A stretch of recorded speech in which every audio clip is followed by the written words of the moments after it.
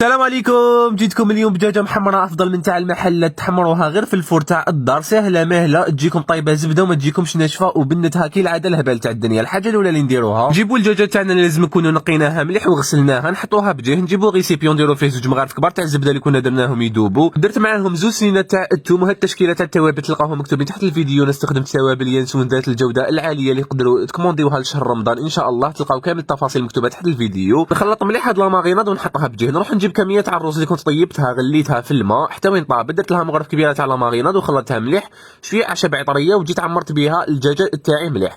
هنا رحت جبت 2 خيوط لازم يكونوا طوال، ربطت بهم اطراف تاع الفخاد هذوما تاع الدجاج، كروازيتهم هكذا، وتربطوا الدجاجه هكذا، تلويو عليها هذاك الخيط حتى وين تتزير مليح، تلويو عليها 3 خطرات. بعد ما تزيروا مليح الدجاجه تاعكم تروحوا تجيبوا الموس تقبوها هكذا باش تشرب لنا لاماغيناد مليح. هذيك ندهنوها مليح بلاماغيناد هكذا. زيدوا من الجهه الثانيه، ومن الافضل تستخدموا هذه القفازات باش تدخلوا مليح لاماغيناد بين الاطراف تاع الدجاج. بعد ما تدهنوها مليح من الافضل تخلوها تريح 3 سوايع باش تقدروا طيبوها. في سنيوه نروح نجيب البطاطا تاعي اللي كنت غسلتها مليح، خليتها بالقشور وقطعتها هكذا، درت شويه تاع البصل، كاس تاع الماء حطيته في الريسيبيون اللي كانت فيه لاماغيناد، درت لها 4 كاس تاع الزيت، حط فوقهم الدجاجه تاعي ونغلفها بابي كويسون، ونغلفها تاني مليح بابي الومنيوم، ندخلها للفرن على 180 درجه، لازم يكون الفرن مسخن من قبل حتى وين طيب لكم مليح، تشد لكم 2 سوايع باش طيب. بعد ما طيب نخرجها ونحي من هذوك لي بابي ونحي من هاد لاصوص اللي تلقتها، ندهنها مليح بهاد لاصوص، نعاود ندخلها تتحمر مليح وتقدموها هكذا وبصحتكم.